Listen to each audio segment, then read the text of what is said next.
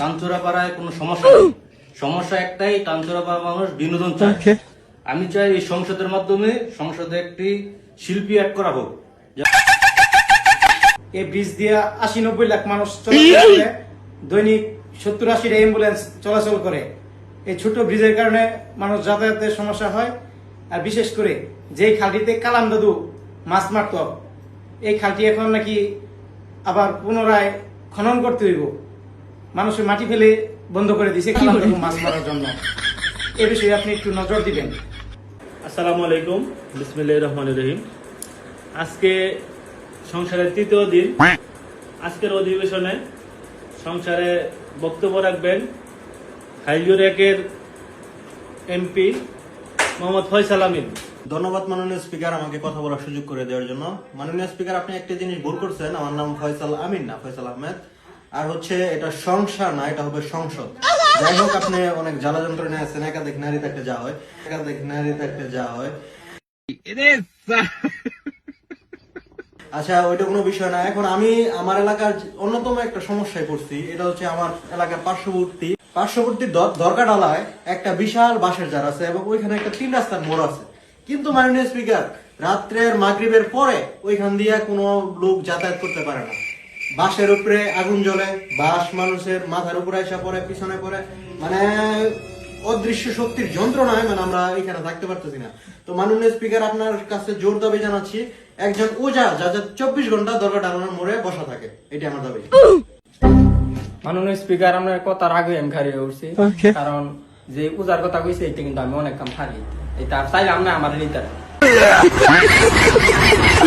মাননীয় সদস্য, আপনি বসেন। আপনি সংসদ রেখে আপনি উজার কাম করতে পারেন না, ভুল করে পরে আপনার পিছনে লেগে যাবো সেই আগুন চাগুন। বালা পূজা চিনলেন না, ঠিক আছে, বই বললাম।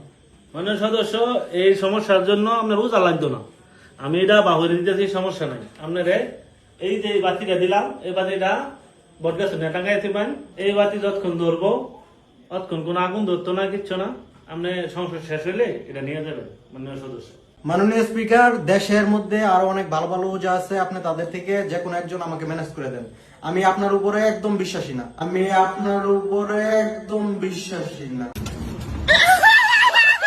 আপনি যদি এত ভালোই জানতেন, আগে নিজের সংসার ঠিক করতেন।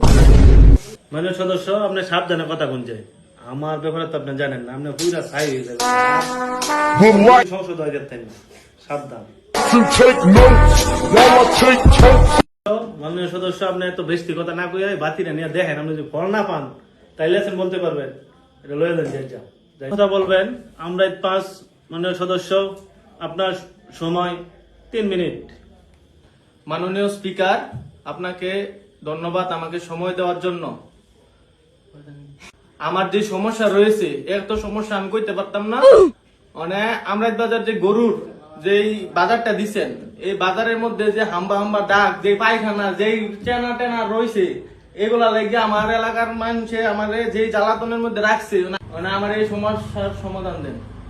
সদস্য, সামনে তাহলে মাথা কামাই, এটা কোনো বিষয় না। গরু ফেনাইবো, লেদাইবো, কত কিছু মারবো, এই তাহলে কি মাথা নষ্ট হরণ যাবো? মাননীয় সদস্য, আপনি এই তাহলে কোনো ফেরাই নিয়েন না, এটা আমি বুঝাবো। ছোট একটা সমস্যা নিয়ে আইছি, এটা আপনি সমাধান করতে পারলেন না। গাং দিয়ে মানুষের রেল লাইন নেয়, আর হইছে আমার একটা ছোট একটা সমস্যা, এই আগামতা ছাড়া একটা বাজার দিতে পারেন না, সাইলেন একটা এই গরুর বাজার দিতে পারলেন না। কি বলবো আবার কি শ্বশুর বাড়ি নেট আনবে? যাক, সমস্যা নাই। এখন কথা বলবেন কাছারি 32। মাননীয় সদস্য, আপনার সময় 1.5 মিনিট। স্পিকার, আপনাকে ধন্যবাদ। আমার সংসদে আসতে আজকে একটু লেট হয়েছে, কারণ আমার বাড়িতে অনেক কাজ। আমার 150 বিঘা জায়গা আছে, যে জায়গায় আমি ধান রোপণ করেছিলাম, এই ধানগুলো সব পানিতে তলায় গেছে। কোনো লোক পাইতেছি না আমি কাজ করার জন্য, তাই নিজে কাজ করেছি।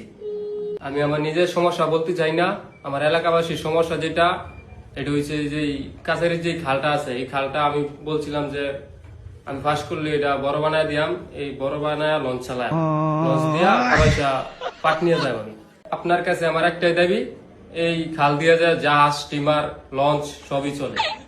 মাননীয় সদস্য, আপনি কিন্তু খাল কেটে পুম্বরন্তন চাইতেছেন, আপনার বাড়ির মাসে মাঙ্গার মাঝে ভরতারে, আপনি কি খাল বড় করতে চাইতেছেন? যেমন আছে এমনই থাকবো।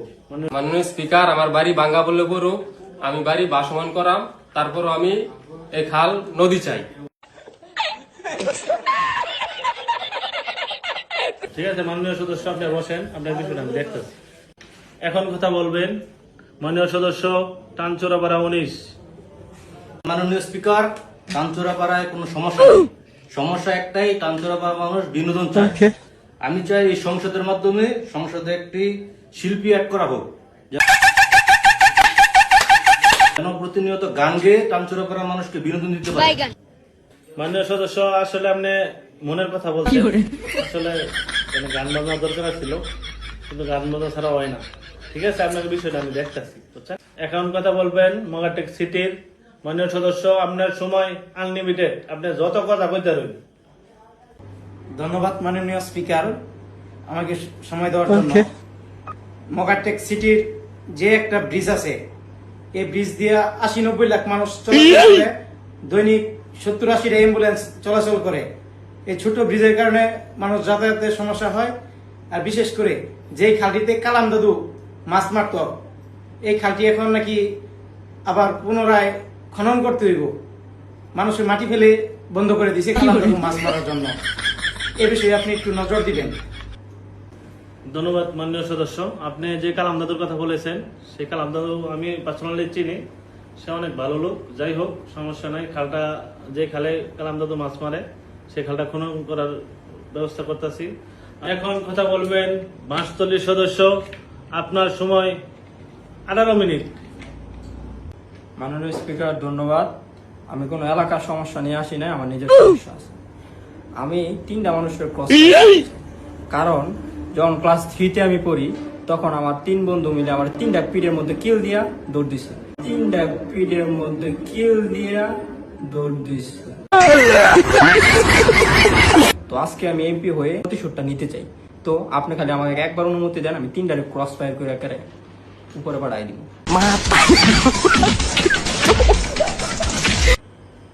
মাননীয় সদস্য, আপনি এটা কি কই? গত অধিবেশনে আপনার বাইরে করে দেওয়া হয়েছে, আবার শুরু পালা কি লাইছে, হ্যারে আপনি শুরু পালা কথা কি মনে রাখে? আপনি কি আমার বুঝে আসে না। এই 3 জনের ক্রস ফায়ার করার লাগে আমি এমপি কোনো নয়েস করার লাগে না। আর যদি আপনি ক্রস ফায়ারের অনুমতি না দেন, তাহলে এটি হচ্ছে আমার লাস্ট কথা। তাহলে আপনি অনুমতি দিন বা না দিন, আমার আবার দরকার।